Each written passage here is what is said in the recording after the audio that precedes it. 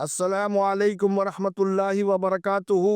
میں ہوں سراج الدین امجدی۔ آج کی خصوصی رپورٹ وفاق اور محکمہ صحت سندھ کے اہم مسائل اور واقعات پر مبنی ہے۔ مزید ویڈیو دیکھنے سے قبل پہلے آپ لائک اور سبسکرائب فرما دیں، اور جن دوستوں نے چینل کو سبسکرائب اور لائک کیا ان کا تہ دل سے شکریہ۔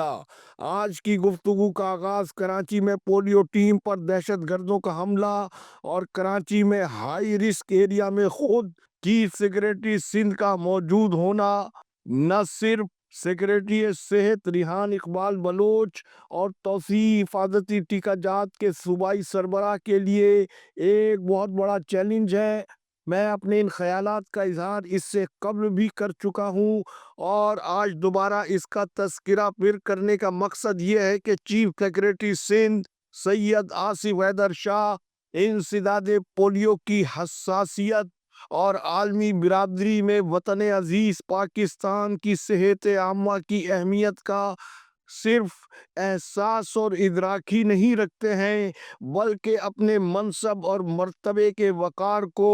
نوکر شاہی کے عمومی رویے کی نظر بھی نہیں کرنا چاہتے ہیں۔ اپنے ان عملی اقدامات کی بنا پر نہ صرف وہ رواں سال میں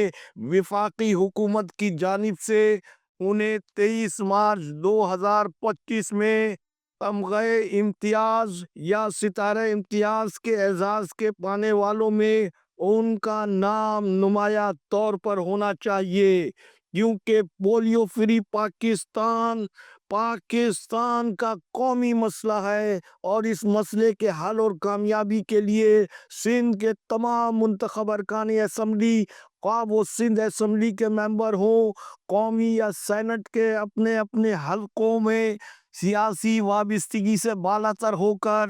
سیاسی، مذہبی، سماجی جماعتوں، تنظیموں، سول سوسائٹی، طبی تنظیمیں رضاکارانہ طور پر پولیو کے خاتمے کے لیے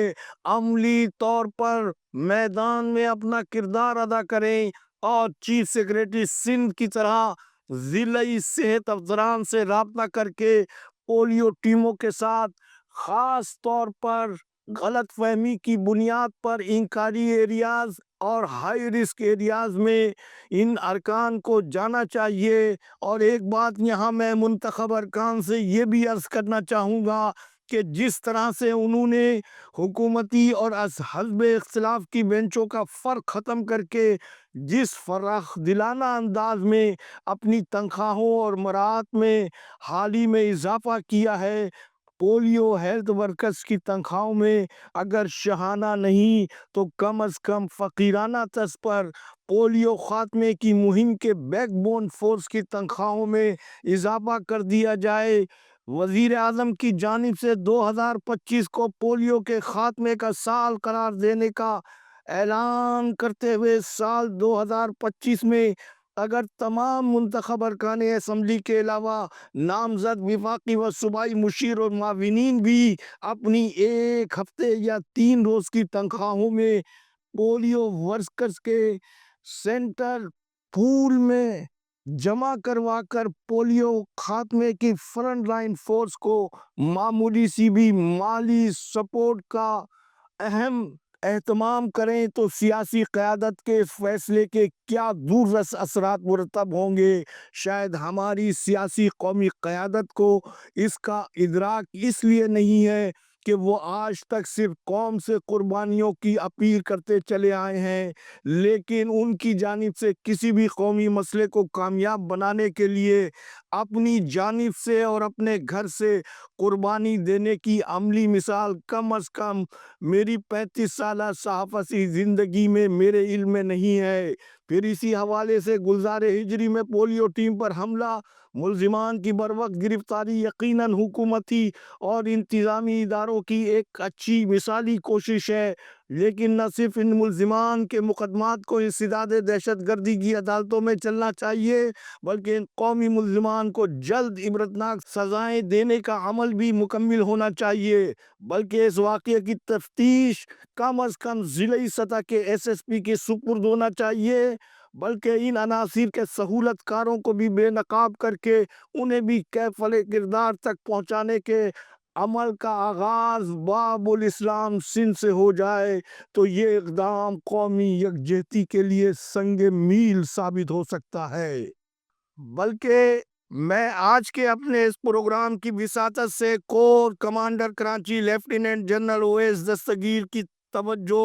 اس جانب مبذول کرانا چاہوں گا کہ وہ نہ صرف اس معاملے کو اپیکس کمیٹی سندھ کے متوقع اجلاس کے ایجنڈے میں سر فہرست شامل کروائیں، بلکہ سپہ سالار حافظ سید عاصم منیر جو اس وقت سالمیت پاکستان کے ہر محاذ پر اپنی قومی ذمہ داریوں کی ادائیگی کے لیے شبانہ روز کوششوں میں سرگرم عمل ہیں، انہیں بھی مذکورہ صورتحال سے فوری طور پر اعتماد میں لیں اور پولیو ٹیم کے اوپر ہونے والی دہشت گردی کا کراچی سے لے کر خیبر تک مکمل طور پر خاتمے کا مؤثر منصوبہ بنایا جائے۔ ناظرین کرام، آج کی خصوصی رپورٹ کا دوسرا حصہ بظاہر تو سندھ گورنمنٹ ہسپتال لیاقت آباد میں کھلم کھلا کیڈر چینج مافیا کے ہاتھوں ہونے والی کرپشن کا مقامی مسئلہ نظر آتا ہے، لیکن اس کا تعلق اس بین الاقوامی شہر عروس البلاد کراچی سے ہے جو آج بھی ڈوبتی قومی معیشت میں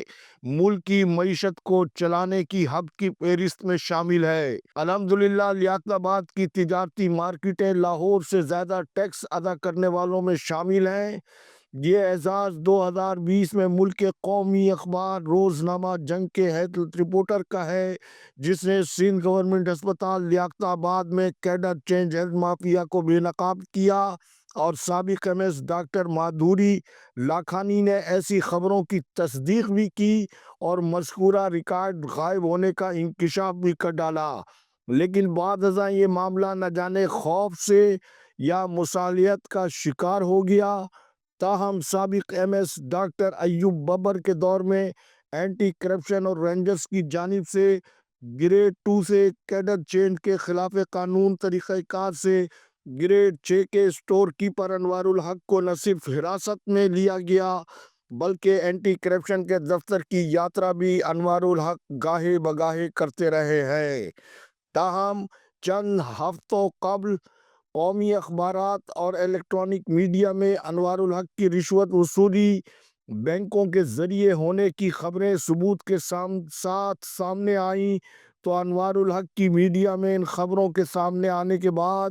نہ صرف ہسپتال کے موجودہ ایم ایس ڈاکٹر عتیق الرحمان قریشی نے انوار الحق کی نہ جانے کس کارکردگی پر انہیں تعریفی اسناد سے نوازا، بلکہ مذکورہ خبر میں انوار الحق نے یہ دعویٰ بھی کیا ہے کہ اس سے قبل بھی وہ اپنے خلاف جعلی پروپیگنڈے پر وفاقی تحقیقاتی ادارے اور عدالت سے رجوع کر چکے ہیں اور دوبارہ ضرورت پڑنے پر وہ ان اداروں سے رجوع کر سکتے ہیں، لیکن حیرت انگیز طور پر وہ ایل ڈی این کی 6 فروری 2025 کی خصوصی رپورٹ پر اتنا چراغ پا ہوئے کہ ایل ڈی این کے سینئر صحافی کو وہ سوشل میڈیا کے ذریعے اپنی آواز میں کھلم کھلا قتل کی دھمکی بھی دے چکے۔ اس کا اسکرین شاٹ آپ ہماری اسکرین پر دیکھ سکتے ہیں، جبکہ روزنامہ جنگ کی خبر کا وہ اسکرین شاٹ بھی آپ ملاحظہ فرمائیں جس میں ان کی غیر قانونی ترقی کا اسکینڈل پہلی بار سامنے آیا ہے۔ الحمدللہ میں صورتحال سے خوف زدہ نہیں، لا تقنطوا من رحمت اللہ، مجھے ہے حکم اعظم لا الہ الا اللہ مزید تفصیل انشاءاللہ کل کی خصوصی رپورٹ میں۔ پاکستان زندہ باد، کرپشن مردہ آباد، عوام و افواج پاکستان پائندہ باد۔